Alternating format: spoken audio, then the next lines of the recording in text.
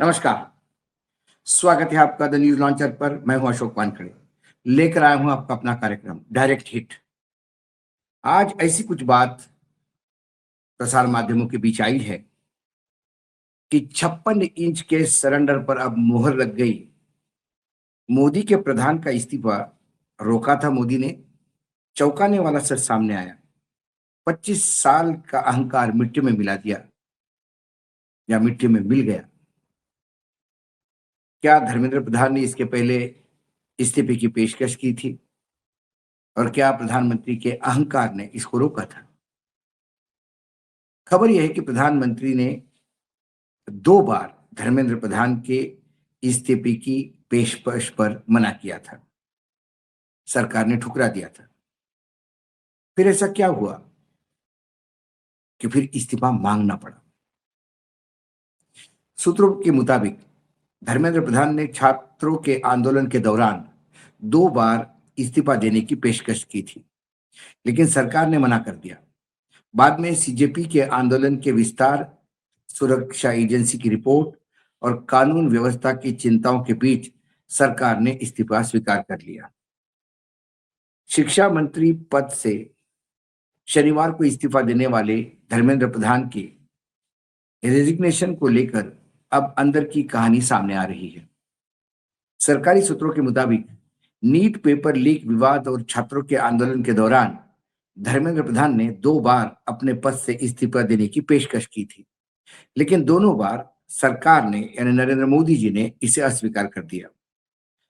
सरकार का मानना था, जब मैं सरकार बोलता हूं तो आप मोदी समझिएगा, मोदी जी का मानना था कि किसी मंत्री का इस्तीफा समस्या का समाधान नहीं है, बल्कि शिक्षा व्यवस्था में सुधार और जवाबदेही तय करना ज्यादा जरूरी है। सूत्रों के अनुसार 20 जुलाई को वरिष्ठ मंत्रियों की एक उच्च स्तरीय बैठक में भी धर्मेंद्र प्रधान ने इस्तीफा देने की इच्छा जताई थी। हालांकि उस समय भी उन्हें शिक्षा क्षेत्र में चल रहे सुधारों को आगे बढ़ाने की जिम्मेदारी निभाने के लिए कहा गया और इस्तीफा स्वीकार नहीं किया गया। सरकार के भीतर यह सोच थी कि किसी मंत्री का इस्तीफा देना सबसे आसान विकल्प होता है। यह जिम्मेदारी से मुंह मोड़ने जैसा है। मोदी सरकार की प्राथमिक समस्या से पीछे हटने के बजाय उसका समाधान पर काम कर रही है। सरकार सोच रही थी कि ये समस्या के निदान पर तो हम काम कर रहे हैं, फिर इस्तीफा किस लिए? सूत्रों के मुताबिक स्थिति उस समय बदली जब कॉकरोच जनता पार्टी यानी सीजेपी और केंद्र सरकार के बीच दूसरे दौर की बातचीत हुई। इस दौरान सीजेपी ने 20 जुलाई को चलो सांसद मार्च जैसी एक और बड़े स्तर की रैली निकालने की चेतावनी दी थी। सरकार पहले से ही पुलिस कार्रवाई में छात्रों के घायल होने और आंदोलन के लगातार विस्तार को लेकर चिंतित थी। इसी बीच सुरक्षा एजेंसियों ने सरकार को रिपोर्ट दी कि कुछ असामाजिक तत्व, अब ये थोड़ा लिपापोती वाला मामला है, असामाजिक और राष्ट्र विरोधी तत्व आंदोलन का फायदा उठाने की कोशिश कर रहे हैं। डिजिटल मॉनिटरिंग के दौरान 400 से अधिक सोशल मीडिया अकाउंट्स की पहचान की गई, जिसमें करीब 100 इंस्टाग्राम अकाउंट पाकिस्तान से संचालित होने का दावा किया गया। सूत्रों के मुताबिक शुरुआती जांच में इनसे कई अकाउंट पहले ही भारत विरोधी प्रचार और भ्रामक सूचनाएं फैलाने से जुड़े पा गए। प्रारंभिक विश्लेषण से पता चलता है कि इनमें से कई खाते पहले ऑपरेशन सिंदूर के दौरान सक्रिय थे और कथित तौर पर भारतीय सुरक्षा बलों को निशाना बनाकर भारत विरोधी बातें, गलत सूचना और दुष्प्रचार फैला रहे थे। सूत्रों के अनुसार दिल्ली पुलिस की फेशियल रिकॉग्निशन सिस्टम एफआरएस के जरिए 20 से 24 जुलाई के बीच जंतर मंतर के आसपास करीब 400 ऐसे लोगों की पहचान की गई थी, जिसका आपराधिक रिकॉर्ड बताया गया था। इनमें से कुछ लोग 20 जुलाई की हिंसा और तोड़फोड़ से जुड़े होने की आशंका जताई थी। इन सभी पहलुओं की समीक्षा के बाद सरकार इस निष्कर्ष पर पहुंची कि कानून व्यवस्था बनाए रखना और तनाव को बढ़ाने से रोकना सर्वोच्च प्राथमिकता है। इसी के बाद धर्मेंद्र प्रधान ने अपना इस्तीफा सौंपा, जिसे राष्ट्रपति द्रौपदी मुर्मू ने स्वीकार कर लिया। इसके कुछ घंटों बाद केंद्रीय मंत्री प्रहलाद जोशी को शिक्षा मंत्रालय का अतिरिक्त प्रभार सौंप दिया गया। यह है खबर। अब आते हैं इसमें विश्लेषण पे। इस खबर के इस खबर में एक तथ्य जरूर छुपा है कि धर्मेंद्र प्रधान ने प्रधानमंत्री जी से यानी सरकार से 2 बार इस्तीफा देने की पेशकश की थी, लेकिन उन्हें मना कर दिया गया था। मना करने का जो कारण सरकार ने बताया वो बहुत बढ़िया है वैसा तो, लेकिन फिर यही भारतीय जनता पार्टी और यही नरेंद्र मोदी जब विरोधियों से इस्तीफे मांगते हैं, तब ये उनको समझ में क्यों नहीं आता। उन्होंने कहा कि इस्तीफा समस्या का समाधान नहीं है। यदि ये बात है तो फिर 65 साल तक तो आप इस्तीफे ही मांगते रहे। अभी भी राहुल गांधी से इस्तीफे मांगते हो। कांग्रेस में किसी ने भी कुछ गलती की तो आप सीधा मुख्यमंत्री का इस्तीफा मांगते हो।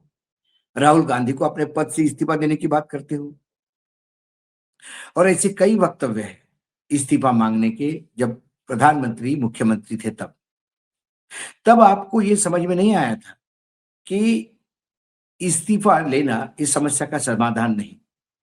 तब आप मंत्री ही समस्या लगते थे और इस्तीफा देना ये जवाबदेही मानते थे। और आज यदि इसी बात को विपक्ष दोहराता है तो आपके मापदंड बदल जाते हैं, क्योंकि आपको लिपापोती करनी है। फिर उसके बाद उन्होंने कहा कि ये जो शिक्षा में बदलाव लाया, इसका कंटिन्यूएशन ऑफ काम जो है वो होना चाहिए, इसलिए इनको बनाए रखा। ऐसा धर्मेंद्र प्रधान ने कौन सा काम किया? इसके पहले धर्मेंद्र प्रधान किस मंत्रालय में थे? उस मंत्रालय में उन्होंने क्या दिए लगाए, जरा बताइए। पेट्रोलियम मंत्रालय में था तो क्या कौन से दिए लगाए, कौन सा बड़ा काम किया? एचआरडी में आए तो कौन सा बड़ा काम किया? यदि शिक्षा नीति लागू की तो क्या शिक्षा के स्कूल बंद नहीं हुए लगातार? कितने स्कूल बंद हुए इसका आंकड़ा देखा जाए तो रोज करीब करीब 2 या 4 स्कूल बंद हो रहे थे, एवरेज देखा जाए तो। क्या स्कूल की हालत सुधारी? क्या ड्रॉप आउट की हालत सुधारी? क्या लड़कियों के लिए टॉयलेट की व्यवस्था की गई? क्या जीडीपी के अनुपात में हमारा शिक्षा का बजट बढ़ा? कुछ नहीं हुआ। धर्मेंद्र प्रधान एक रबर स्टैंप है। हाँ, धर्मेंद्र प्रधान के कार्यकाल में पेपर लीक बहुत हुए, एक नहीं, दो नहीं, तीन तीन, चार चार बार। उसकी जवाबदेही कैसी? सीबीएसई की एग्जाम कंडक्ट करने का काम ऐसे एक कंपनी को दिया जो पहले से ही घोषित कल्प्रिट थी। ये धर्मेंद्र प्रधान की गलती है, उस मंत्रालय की गलती है, नहीं तो क्या। बोफोर्स में कोई राहुल गांधी ने जाके कैश तो नहीं गिनी थी राजीव गांधी ने, लेकिन बोफोर्स में राजीव गांधी का इस्तीफा किस अधिकार से मांग रहे थे? या तो नरेंद्र मोदी जी माने कि बीजेपी अटल जी और अडवाणी जी के नेतृत्व में मूर्ख पार्टी थी, उनको समझ ही नहीं थी, इसलिए इस्तीफा मांग रहे थे। कुछ तो बोलना पड़ेगा। लेकिन जब आप विपक्ष में होते हो तो इस्तीफा ही एक अंतिम उसमें सॉल्यूशन होता है, और जब सत्ता में बैठते हो तो फिर इस्तीफा सॉल्यूशन नहीं होता, क्योंकि नियत नहीं है गलती करने के बाद भी उसको मानने की। दूसरी बात, उन्हें ये पता पड़ा कि कुछ असामाजिक तत्व इसमें घुसे हुए हैं। यदि आपने उस असामाजिक तत्वों को खोज लिया था फेस रिकॉग्निशन टूल से, तो फिर उस पे एक्शन क्यों नहीं लिया? क्या दिल्ली पुलिस किसी न्योते का इंतजार कर रही थी, या राष्ट्रपति के अध्यादेश का आदेश का इंतजार कर रही थी कि जो उन्होंने जीरो डाउन किए उसे अरेस्ट क्यों नहीं किया? जब भी कोई टेंशन का माहौल होता है और आपको लगता है कि यहाँ उपद्रव होने वाला है, कोई त्योहार ऐसे होते हैं जहाँ हिंदू मुसलमान का झगड़ा होता है या शहर में अशांति का माहौल बना रहता है, तो एक क्यूरेटिव मतलब पहले जो एक्शन, एक प्रोटेक्टिव एक्शन के तहत, कि पहले ही कुछ लोगों को वार्निंग दी जाती है, नोटिस इशू की जाते हैं, उनको अरेस्ट किए जाते हैं। यदि इन्होंने 400 लोगों को ढूंढा तो क्या 400 लोगों के घर छापा मारा? क्या उन लोगों को अरेस्ट करने का प्रयास किया? क्या उन लोगों का वेयर अबाउट तलाशी गए, या सिर्फ एक हवाबाजी में एक आंकड़ा दे दिया कि 400 लोग मिले? उन गुंडों के बारे में पुलिस ने क्या फेस रिकॉग्निशन से डिटेल्स निकाले, जो गुंडे थे बीजेपी के और जो डंडे लेके पुलिस के साथ काम कर रहे थे 20 तारीख को? उनके भी वीडियोस लोगों के बच्चों ने दिए हैं। क्या उस पे कोई एक्शन होती? सोशल मीडिया अकाउंट से उनकी सारी चीजें निकल आई है बाहर, और वो घोषित गुंडे निकले बीजेपी के। क्या कोई उस पे पुलिस एक्शन ले रही है,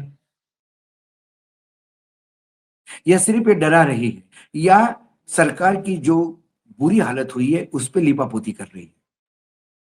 कुल मिलाकर बच्चों का पहला आंदोलन, लाठीचार्ज, जो पहली आग लगी वो सोनम वांगचुक को घसीटते हुए ले जाने के बाद, फिर उसी जिसी वांगचुक को गंदी गालियां दे रहे थे, उसी को देशद्रोही कह रहे थे, फिर उसी को जी जी करके बात करने पड़े। ये पहली बार घुटना टेक दिया था। फिर बच्चों पे हुए लाठीचार्ज ने पूरे देश में जब आंदोलन को भड़का दिया, उससे सरकार डर गई। लाखों की तादाद में बच्चे इकट्ठा हो रहे थे। ये सभी अवांछित तो नहीं हो सकते, असामाजिक तत्व तो नहीं हो सकते। चंद मूर्खों ने या चंदलों पे बैठने वाले पामिरियन कुत्तों ने ये भोग भोग के बोलना शुरू कर दिया कि ये देश विरोधी है, तो सरकार मान लेगी क्या? अर्णव गोस्वामी को तो रॉ में जाना चाहिए, क्योंकि उसके पास था कि विदेश से फंडिंग हो रहा है, और विदेश मंत्रालय के प्रवक्ता कहते हैं कि हमारे पास ऐसी कोई जानकारी नहीं कि कहीं से बाहर से फंडिंग हो रहा है, क्योंकि इस कुत्ते को भौंकने के पैसे मिलते हैं, इसलिए बदनाम करता है।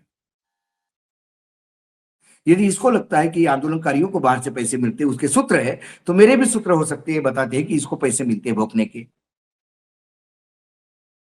यदि उसके सूत्र गलत हो सकते हैं, तो मेरे भी सूत्र गलत हो सकते हैं। वो बोलने से बाज नहीं आता, तो हम भी बोलने से बाज नहीं आ सकते हैं। कुल मिलाकर ये सरकार को जब अपनी कुर्सी, जब नरेंद्र मोदी को अपनी ही कुर्सी जाने का डर दिखने लगा, तो डर के मारे उन्होंने धर्मेंद्र प्रधान को शहीद करवा दिया। धर्मेंद्र प्रधान ने 2 बार इस्तीफा देने की कोशिश की, लेकिन ये प्रधानमंत्री का दम्भ था, अहम था, गुरूर था। गुरूर भी तो एक अच्छी चीज के लिए होता है। दम्भ जो है